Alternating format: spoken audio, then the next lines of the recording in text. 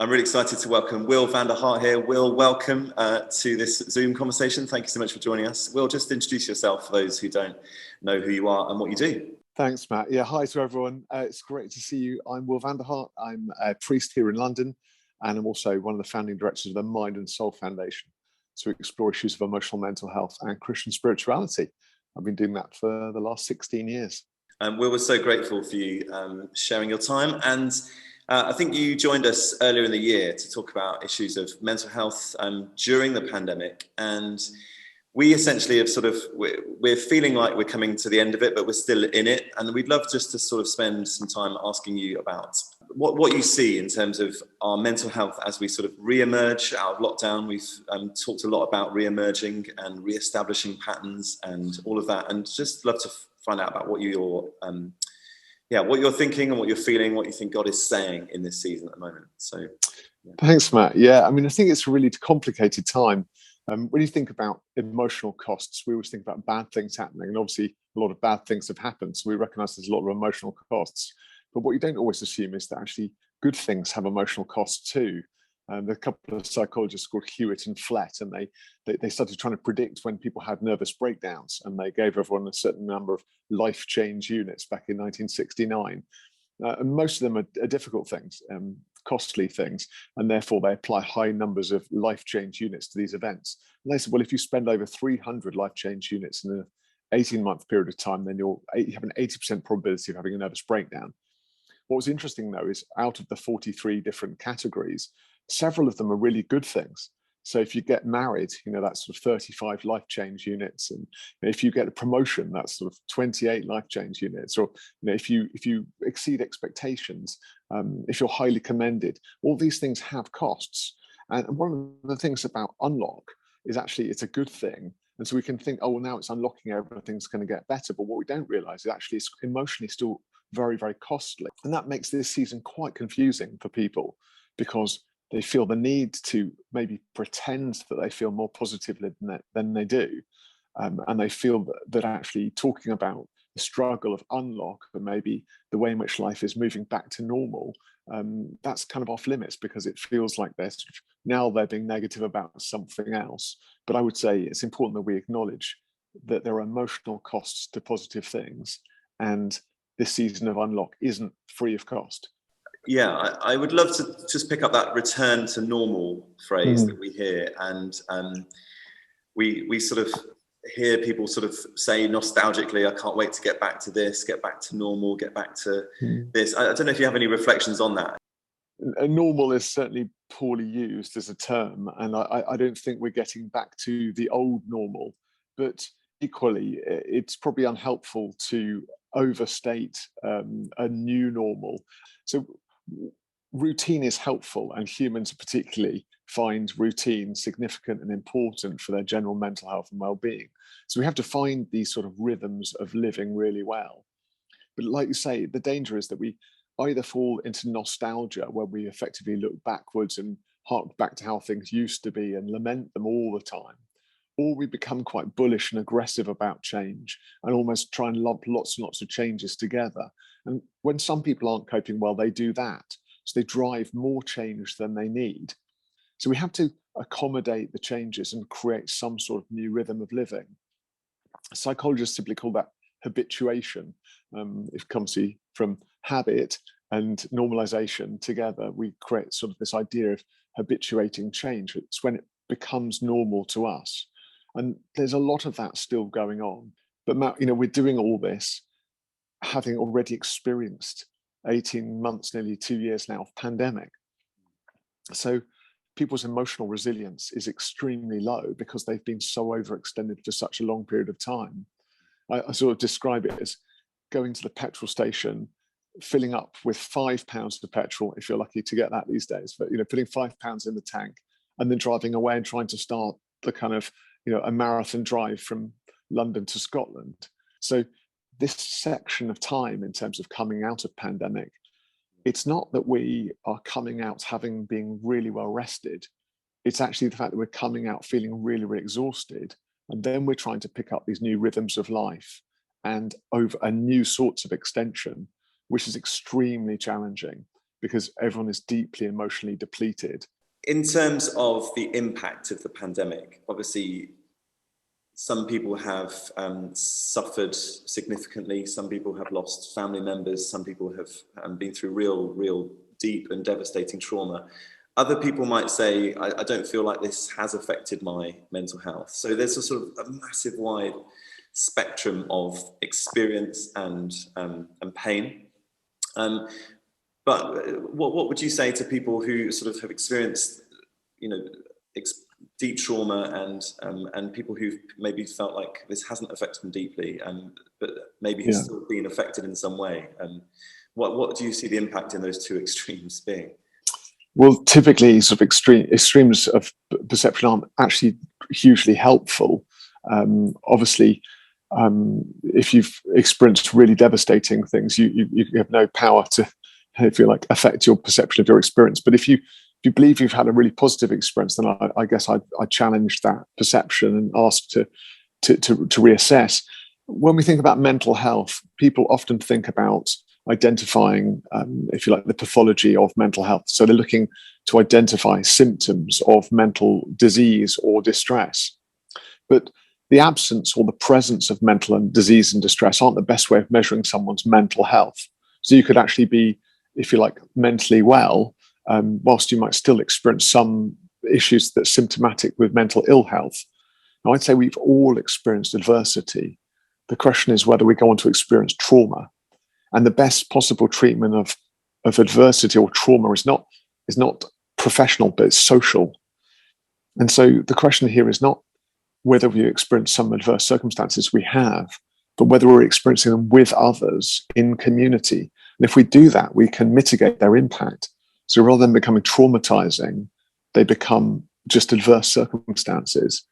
I think I've seen people over the last 18 months sort of respond in different ways. Some people a bit on edge all the time. Some people a bit sort of hyper, and or some people a bit sort of apathetic, lethargic. I don't know if you can say anything about our responses there and what we can learn from it and how we can, deal with it now. Sure. So when you're facing threats of any kind, your nervous system initiates the sympathetic aspect, and that's the fight or flight response. So you get ready to battle your way through whatever adversity you might be facing. Now, normally that cycle is quite short. It's about 15 minutes long. You're flooded with adrenaline and you resolve the problem, you finish the battle, and then you calm down again. But when you're in a pandemic, that threat sort of lingers around. Some people describe it as being sort of plugged into an adrenal drip for 18 months. And the trouble about that experience is that we're always slightly wired. We're always looking around for the threats that we then believe we need to control. The trouble is that, if you like, our bodies can't sustain that level of pressure. And it can become habitual. You can almost find yourself sort of ramping up, overworking, over controlling, overthinking, constantly being on edge. And then it becomes a vicious cycle because you feel like, well, I'm on edge, I can't wind down. And then because I can't wind down, I'm still on edge. So we have to make some quite determined decisions about this. The two aspects, if you like, of the nervous system, I mentioned the fight or flight. The other one's called rest and digest. So the parasympathetic nervous system is what kicks into play after we've experienced the sympathetic nervous system's action. And that's when we begin to come down. We feel calm, we can eat our food well, we can begin to relax, we can sleep well. And you can work towards artificially stimulating that through using breathing techniques, through setting aside time for hobbies, through doing some gentle exercise every day, spending time with friends, generally taking care of your well-being. And I guess my encouragement is to be more self-aware and recognize in yourself where you might be highly adrenalized, but also ask your family and friends if you're not sure. Do you think I seem wound up at the moment? Or do you think I seem on edge? And see what they perceive in you. But it's really important that we work towards restoring some equilibrium between our sympathetic and parasympathetic nervous systems. We have to get used to choosing to rest and recover, despite the fact that some of this pandemic story is not over yet. But I would really encourage people not to sort of hold their breath and say, oh, well, I'll catch up with myself when this is all done and dusted, because actually we won't be able to do that. And can you say a little bit about control as well in this season? Because for those of us who love to feel like I've got control of my life, I know what's coming up, I know my schedule, this whole season has been a real challenging situation. So yeah, for those of us who struggle with feeling out of control, what can we do? I mean, one of the things that makes humans humans is their incredible ability to mitigate risk. We are intolerant to uncertainty, and we are brilliant at applying control early to try and avoid difficult circumstances. And we talk about impulsivity as being a real risk factor in people, whereas being sort of considered and worry aware is really, really helpful. But it's only helpful to a point, because if we apply problem solving techniques to problems that we cannot solve, we're wasting our time. And unfortunately, sometimes we can get quite obsessive about trying to remain in control when we really know we can't do anything to control our circumstances. Control is both a good thing, but also it can be an inhibiting thing and can become what we call maladaptive. And then it becomes problematic because it begins to inhibit our life. And I think particularly as Christians, there's a call here to say, well, actually, we have to remind ourselves that ultimately God is in control, and that trust is demonstrated when we acknowledge our powerlessness and his power to overcome. And that gives us a unique gift, really, I think, in this pandemic, to say ultimately, Lord, I feel the pressure to be in control, but I acknowledge I'm powerlessness in this situation. I can do a little bit to assist, but I can't do the whole thing. So control is natural, but it can become problematic. And whenever threats are significant, we tend to initiate greater levels of control. And we have to just keep a check on that and say, hold on a minute, are my controls really doing anything? Or are they just an obsessive way of me tricking myself into believing that I'm actually safer than I really am? Where do you see us now in terms of our faith and our mental health, and how God cares for us, what you see in the person of Jesus and how he responds to people in need? Sure. Well, one of my favorite stories in the Bible is when Jesus was on his way to Jairus's house to heal Jairus's daughter. And obviously it was an emergency on a level, and this girl was dying. And Jesus was sort of, if you like, in a hurry, or certainly his disciples was in a hurry to get in there. And here you've got this woman who has been suffering from menstrual bleeding for 12 years. And now she knows she's unclean. And so the lady in the crowd touches the hem of Jesus' cloak in faith that she will receive a healing. Now, I find this a fascinating story. I mean, she knows that she needs to reach out in order to find a healing. And her shame about her condition would have given her the sense that actually she shouldn't reach out. And many people with mental health problems or in mental distress have that same feeling of shame, and that they won't reach out because they're worried that they will be judged if they do. Now, I think it's really fascinating that Jesus stops at this point. Jesus cares as much for this elderly lady as he does for this young child of this important person. And Jesus isn't going to let that lady get away with half a healing. And he blesses her by acknowledging that her faith, her reaching out, if you like, her faith in him has brought her a healing. But by publicly revealing her identity, he does a different sort of healing. Because amongst all those people in that environment, he has now demonstrated that this woman who was perceived to be unclean was now clean. So he's not just restored her physical body, he's also restored her social body.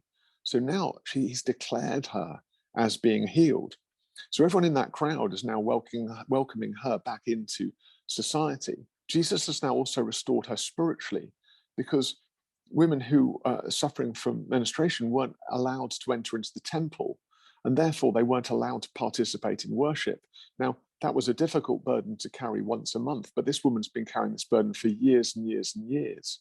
So now, having been publicly declared that she's been healed, she's now able to re-enter the temple courts and re-engage in her temple worship. So Jesus has healed this woman physically, socially, and spiritually.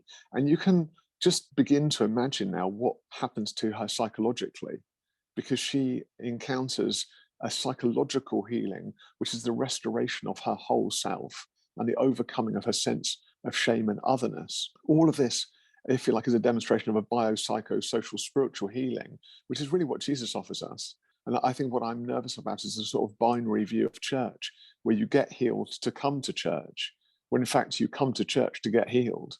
An encounter with Jesus is a healing, if you like, spiritually. It's a healing physically, it's a healing socially, it's a healing psychologically. I'd encourage us not to compartmentalize our healing journey, but involve Jesus, involve others, involve the church, and involve psychiatric and psychological professionals if we need them, involve medication when it's necessary and helpful. All of these are important, because ultimately we need a healing that's much more than just one thing, as that woman experienced on that particular day. And Jesus cares about it. So my encouragement to you, I guess, today is to reach out and experience that healing, not just from Jesus, but also the acknowledgement of the presence of others who can stand with you in your circumstance.